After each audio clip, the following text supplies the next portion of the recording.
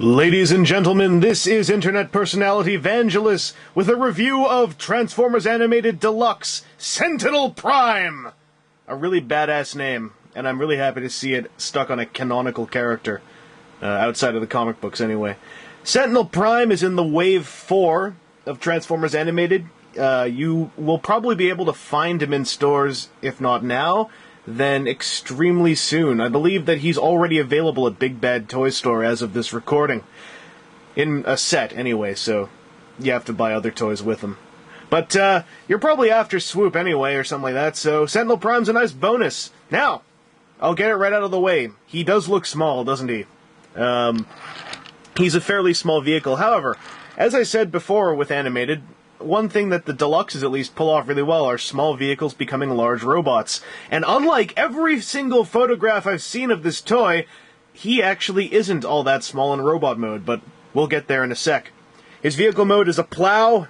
I don't know if this is supposed to be some kind of Freudian thing, but Pogue pointed out something that I hadn't noticed before he said it, which is that you can break the plow in half like that. No.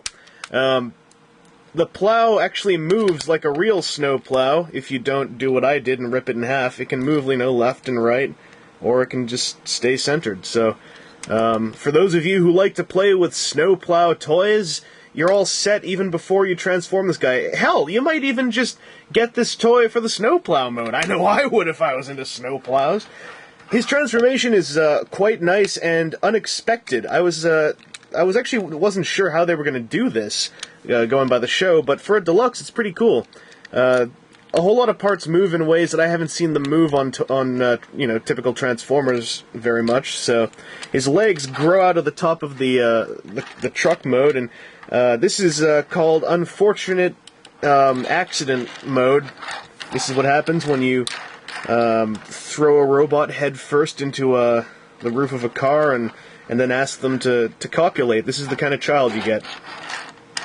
His windshield goes down. It's transparent, by the way, but just really dark, so it's transparent, but you can't actually see through it, so technically that would be opaque, but I'm not the guy who invented the English language here, ladies and gentlemen. His arms come out of the back. Now, here's the point where it's actually pretty show accurate, and this does look really bad, doesn't it? Oh my god! I don't know what they did to me, but it hurts so much!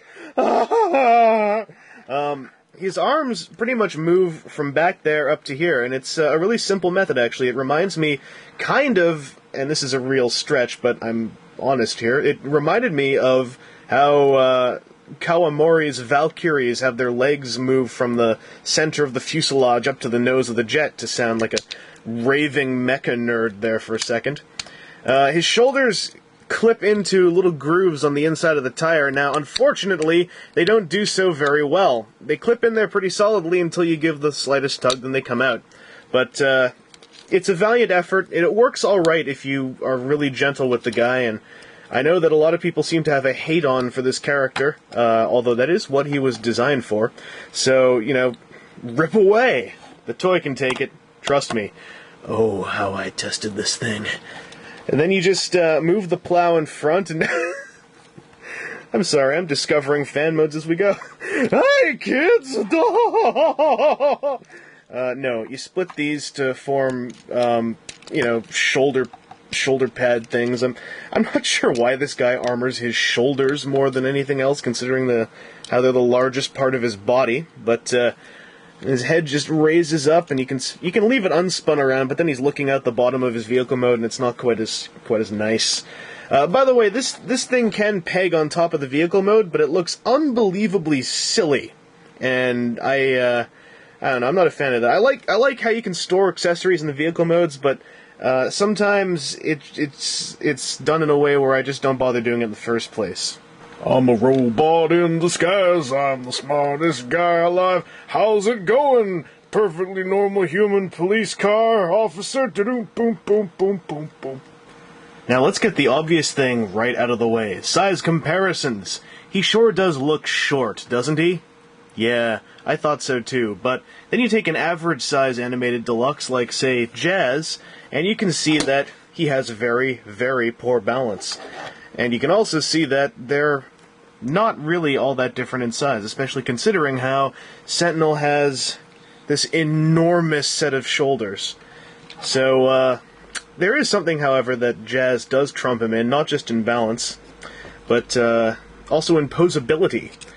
You see, Sentinel, now, the balance thing, he really needs more on his heels. These don't make for good heel supports, because half the time when I'm doing stuff with him, I put him down, he stands there, and then, oh, he falls over. Or, you know, I'm trying to stand him up, and then, he falls over. He's also not all that posable for an animated deluxe. Now, here's the thing. His legs are fine, pretty much. He's kind of odd in that he's one of the few animated toys whose feet aren't sculpted to go, you know, diagonal in some way, which is a bit of a knock against him in stability, in the terms of his stability. But he also, his arms, now, they have elbows. They actually have a shoulder joint engineered in, a ratcheting one at that. And if it stays locked in, it even has this joint put in here. This is an additional joint outside of the locking mechanism to move his shoulders up and down. That's all great. However, his wrists don't move. Okay, I can deal with that. He doesn't have lateral elbow movement either, so he's really locked for poses he can do. And it's a shame, because he's got a great torso sculpt, great coloring on it, really clean, and his head sculpt is one of the best ones in the line. You can see his whole character right there in that head sculpt with that upturned mouth, you know, the look on his face like, I'm Sentinel Prime, baby. You know? It's just a shame that he has lost out on the articulation side of things. It's not all that bad. I mean, he has a swivel ball joint on his hips, he's got elbows and knees, he's got basic shoulder up and down articulation. It's just that he's limited in his poses, especially when you give him his accessories, because he comes with this sword and shield dealy. So his shield he can only really hold up, because he has to do this to hold it sideways, and it gets a little awkward looking. And then his sword lance thing, this is the really unfortunate thing, because of his joints, he can't really do much with this, aside from, you know, this range of motion. He can't, you know, cross it in front of him, he can't do a lot of poses I wish he could do. So it's a little disappointing. He's got to be, posability-wise, one of the more disappointing toys in the line for me. However, at the same time, his size impressed me, mostly because it looked so bad in the photos, and it turned out to be a lot better than I expected. Anyway, this has been Internet Personality Vangelus. This has been a review of Sentinel Prime. Should you buy him? If you're going mold completist or character completist on animated, you won't regret getting him. However, if you're not looking to get the whole line, this is easily one to skip, if not entirely for his posability issues. If you don't care that much about posability and you're all into, you know, sculpts and paint apps and sculpting jobs and paint apps and sculpts and paint apps and sculpting jobs and characterful toys, I would say consider him, but look at someone else's first. It's just a case of a toy that I want to like, but he has all these things that make me not like him. So, it's a shame. Anyway, I'll see you all later, and this video is at an end! Oh my god, he got total ownaged! Total ownage on a Sentinel? That's better than total ownage on a woman! Oh, wee!